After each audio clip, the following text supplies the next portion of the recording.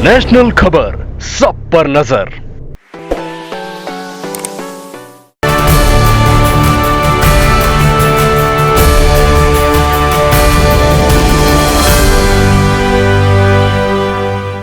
नमस्कार दोस्तों, स्वागत है आपका नेशनल खबर के हेल्थ सेगमेंट में और मैं हूं मीनाक्षी चौहान। दोस्तों, आज हम चर्चा करेंगे joint pain and knee replacement के बारे में और इस विषय पर चर्चा करने के लिए हमारे साथ हैं एमी केयर हॉस्पिटल के director doctor Himanshu Gupta. Sir, आपका स्वागत है नेशनल खबर में। धन्यवाद नेशनल खबर इस चैनल के माध्यम से हमारे अस्पताल पे कवरेज करने के लिए, वह हमें एक मौका देने के लिए, आपके साथ जुड़ने के लिए। जी शुक्रिया सर। सर, आजकल हमने देखा है कि हर दूसरे व्यक्ति को नी प्रॉब्लम या फिर जॉइंट प्रॉब्लम है, तो ऐसा क्यों, इसका क्या कारण है? जी, ये बात बिल्कुल सत्य है कि आज की तारीख में छोटे बच्चों से लेके बुजुर्गों तक जॉइंट पेन की समस्याएं बहुत कॉमन हो गई हैं, पर हर उम्र में जॉइंट पेन के कारण अलग होते हैं। जैसे बच्चों में व वयस्कों में जॉइंट पेन का कॉमन कारण कैल्शियम विटामिन डी की डेफिशिएंसी पाई जाती है।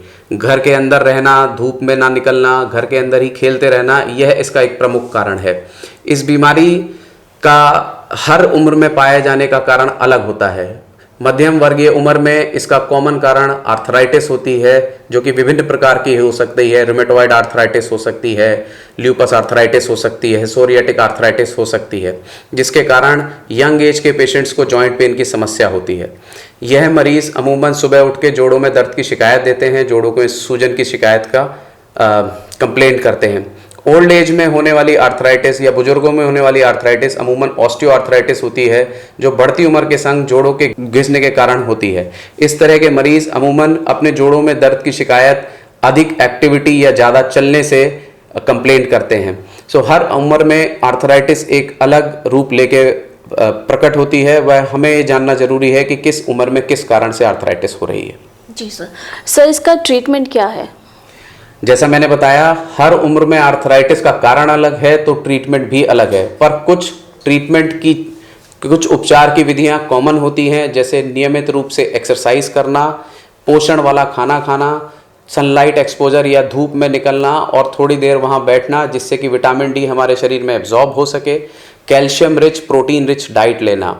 इसके अलावा वयस्कों में या मध्यम उम्र के लोगों में होने वाली ब्लड बॉर्न आर्थराइटिस, जैसे रूमेटॉइड आर्थराइटिस या ल्यूपस आर्थराइटिस, इनके लिए अपने विशेषज्ञ की सलाह लें, वह नियमित रूप से मेडिकेशन का सेवन करें। उम्र के साथ होने वाली आर्थराइटिस के लिए बुजुर्गों से अनुरोध है कि वह नियमित रूप से व्यायाम करें, अपनी उम्र के साथ अपने वजन को ना बढ़ने दें, वह अपनी एक्टिविटीज़ को नियमित रूप से चालू रखें। ज़रूरत पड़ने पे अपने हड्डी रोग विशेषज्ञ से सलाह लें, एक फिजियोथेरेपिस्ट की मदद से अपने जोड़ों को चालू रखने के लिए नियमित रूप से व्यायाम करें। सर, अगर बात करें नी रिप्लेसमेंट की, तो इसकी नौबत कब आती है?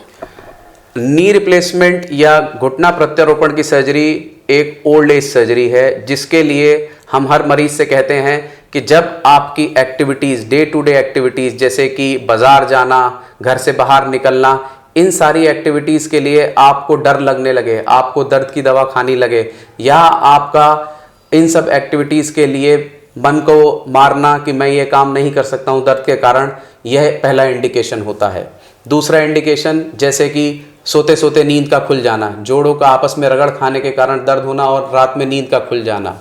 तीसरा, नियमित रूप से दर्द की दवाओं का सेवन करना। चौथा, उम्र के उस पड़ाव तक इस बीमारी को नहीं खींचना चाहिए जहां जाके हमारी हड्डियां व मांसपेशियां इतनी कमज़ोर हो जाएं कि नी रिप्लेसमेंट के सक्सेस रेट कम होते चले जाएं। तो ये कुछ कॉमन इंडिकेशंस हैं जहां पे नी रिप्लेसमेंट की सर्जरी एडवाइस की जाती है। जी सर, तो सर क्या सर्जरी ही एक लास्ट ऑप्शन बचता है इसमें? यह कह देना कि सर्जरी लास्ट ऑप्शन है, ये गलत होगा। अमूमन 1 से 2% ही पेशेंट्स आर्थराइटिस के ऐसे होते हैं जिनको जोड़ प्रत्यारोपण की ज़रूरत पड़ती है। इससे बचने के लिए मरीज़ एक्सरसाइज करें, नियमित रूप से अपने फिजियोथेरेपिस्ट के साथ, अपने डॉक्टर के साथ विचार विमर्श करें, वह दर्द की दवा कम से कम खानी पड़े, इसका ध्यान दें। जी सर, तो सर्जरी के लिए बेस्ट हॉस्पिटल का चुनाव किस तरीके से करना चाहिए? नी रिप्लेसमेंट आज से 10-15 साल पहले सिर्फ गिने चुने संस्थानों में की जाने वाली एक ऑपरेशन विधि थी, परंतु आज की डेट में जिस हिसाब से अस्पताल बढ़े हैं, विशेषज्ञों की संख्या बढ़ी है, नी रिप्लेसमेंट एक बहुत ही कॉमनली परफॉर्म्ड प्रोसीजर है। बट इसके लिए आपका विशेषज्ञ या आपका डॉक्टर प्रॉपरली ट्रेंड होना चाहिए। अस्पताल का एनवायरनमेंट काफ़ी हाइजीनिक होना चाहिए, क्योंकि नी रिप्लेसमेंट या किसी भी रिप्लेसमेंट सर्जरी में इन्फेक्शन का खतरा अमूमन बहुत बुरा माना जाता है, जिसके कारण नी रिप्लेसमेंट या हिप रिप्लेसमेंट के नतीजे खराब होते हैं। तो अपने अस्पताल का चयन व अपने डॉक्टर का चयन मुख्य रूप से सारी पीछे की जानकारी लेते हुए ही करना चाहिए। एक विशेषज्ञ द्वारा एक ठीक अस्पताल में की हुई सर्जरी ही सक्सेसफुल होती है।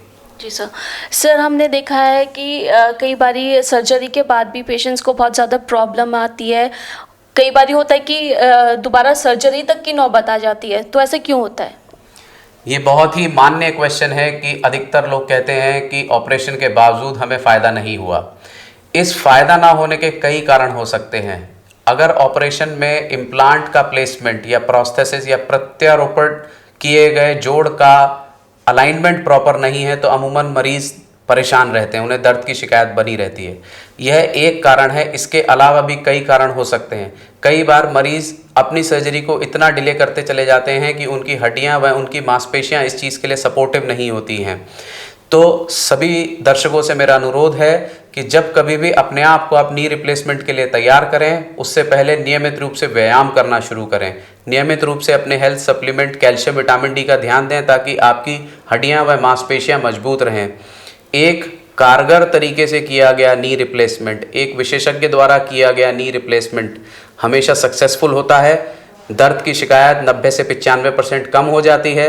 जो 5 से 10% दर्द की शिकायत रह सकती है, उसका कारण शारीरिक बनावट होती है। तो मरीजों से व दर्शकों से मेरा अनुरोध है कि जब कभी भी अपने नी रिप्लेसमेंट या हिप रिप्लेसमेंट की तैयारी करें, तो यह एक बहुत ही प्लान्ड प्रोसीजर है, जिसके लिए मरीज़ को भी अपनी तैयारी पूरी रखनी ही होती है। जी, तो देखा दर्शकों आपने, हमें उम्मीद है कि जॉइंट पेन या फिर नी रिप्लेसमेंट के मरीजों को उनके कुछ सवालों का जवाब तो ज़रूर मिल गया होगा। हम डॉक्टर हिमांशु गुप्ता जी का धन्यवाद करते हैं अपना कीमती समय नेशनल खबर को देने के लिए। सर, आपका बहुत बहुत शुक्रिया। मैं नेशनल खबर का सादर आभारी हूं, जिन्होंने समय निकाल के इस अस्पताल का निरीक्षण किया, वह हमें हमारे दर्शकों के साथ इस चैनल के माध्यम से जुड़े रहने का अवसर प्रदान किया।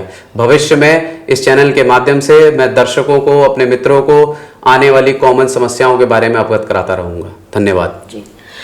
तो दर्शकों, आपके कुछ भी सुझाव या कमेंट हो तो हमें कमेंट बॉक्स में ज़रूर लिख भेजिए। नमस्कार।